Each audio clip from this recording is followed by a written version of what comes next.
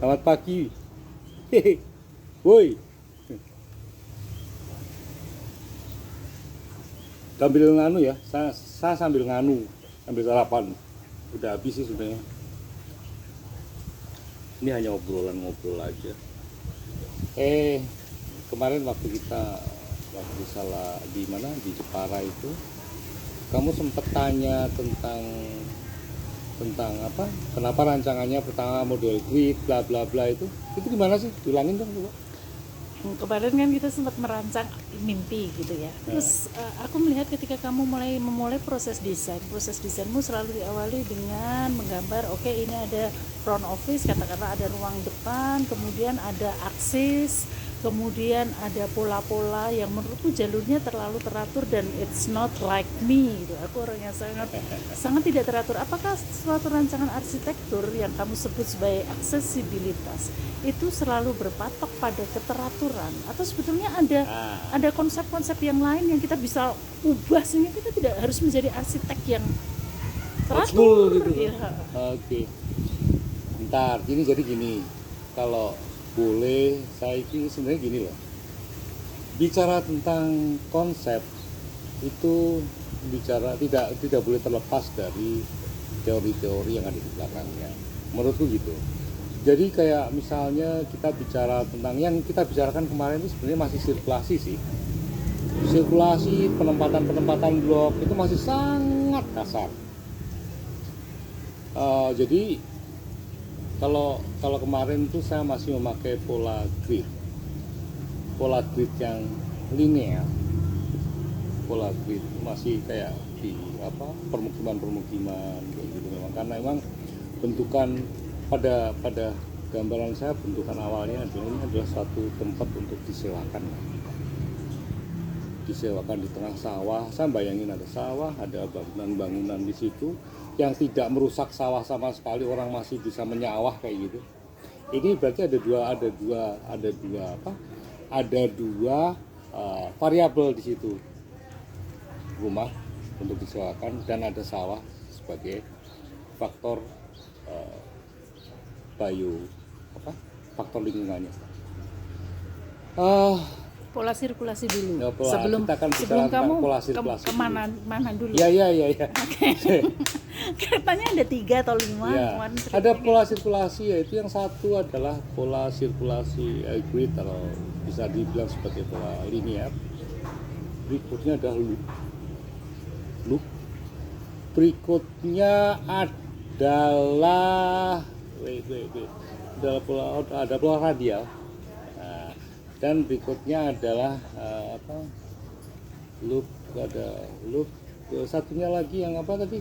Generic something organik. Konsentrik. Kemarin ada kata-kata konsentrik. Konsentrik itu tambahan. Ganti-ganti. Enggak diganti-ganti. Konsentrik itu satu tambahan sebenarnya. Tidak terlalu dikenal dalam dunia arsitektur, tapi lebih ke dunia seni. Sculpturing or something kayak gitu. Itu nanti akan gabung jadi satu. Tunggu dulu. Kamu sabar toh. Tak jelas ke orang sabar. Nih, saya gini. Tadi kenapa kemarin kok grid mulu? Kenapa sih linear mulu? Itu sebenarnya nggak linear sih, saya masih grid pembagiannya. Kenapa berbentuk kaku gitu sih? Nah, kenapa berbentuk kaku? Iya masih kaku karena masih dasar banget gitu loh. Kita belum bicara tentang hal-hal yang lain. Bicara tentang sirkulasi, kenapa saya kemarin memilih masih dalam proses memilih. Ada aksesibilitas, sirkulasi itu kayak misalnya kayak gini. Kamu dari suatu cave, dari suatu tangkapan parkir kemarin itu dari gambarnya kita. Terus menuju ke satu tempat itu biasanya harus ada pengalaman tersendiri untuk menuju satu tempat itu. Nah, itu teori itu by top kalau nggak salah.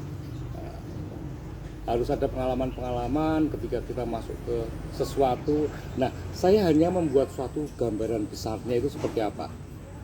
Gambaran untuk mempermudah akses ke tempat kita seperti apa, belum berpikir tentang pola sirkulasi yang akan kita pakai seperti apa. Harus masih berupa blocking ya. Oke, kalau kalau berbicara mengenai pola sirkulasi yang tadi grid, kemudian Ada aku loop. lebih loop, radial dan organik. Aku lebih tertarik pada organik karena sesuatu yang organik itu sangat nature.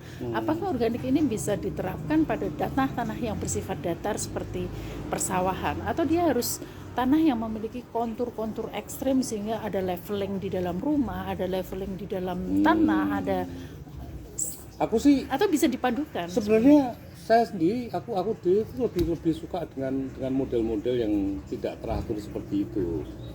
Model-model organik Seperti seperti wajahmu yang itu. tidak teratur. Seperti wajah saya yang kadang-kadang tidak teratur, tapi ganteng lah, cukup lah. Kalau nilai itu BC lah. Beda. Becak.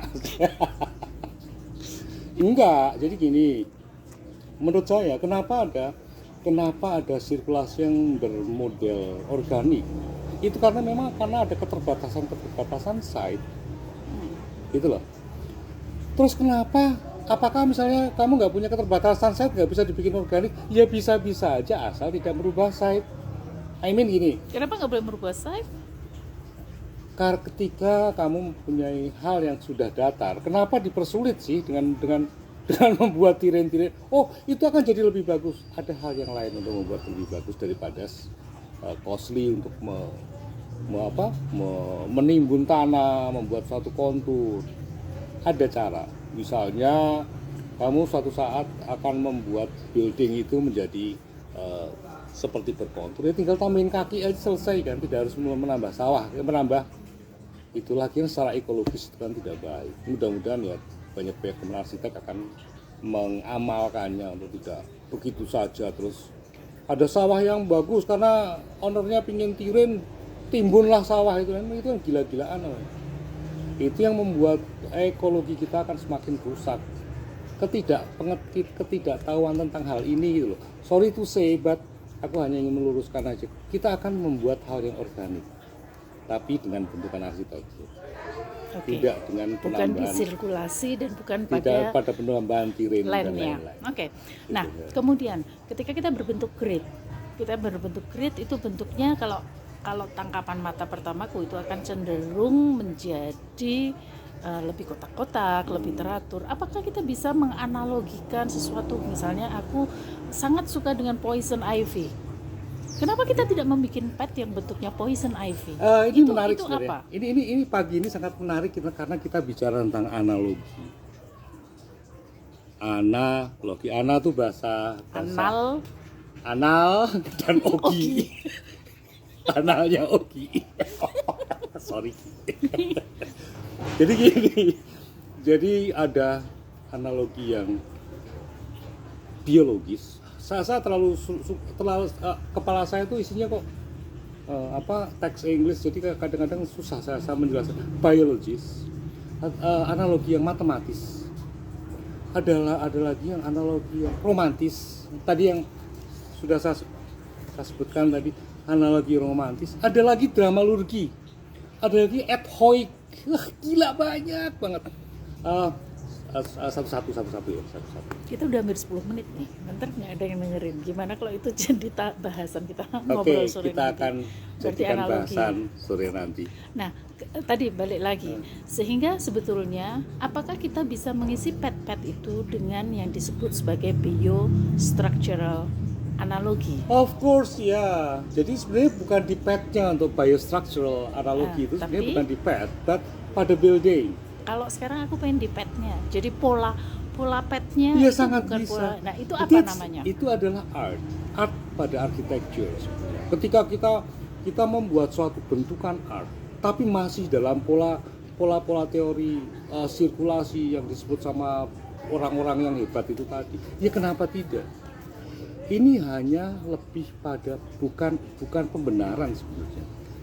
Sebenarnya lebih ke memperkaya khasanah art pada arsitektur sih.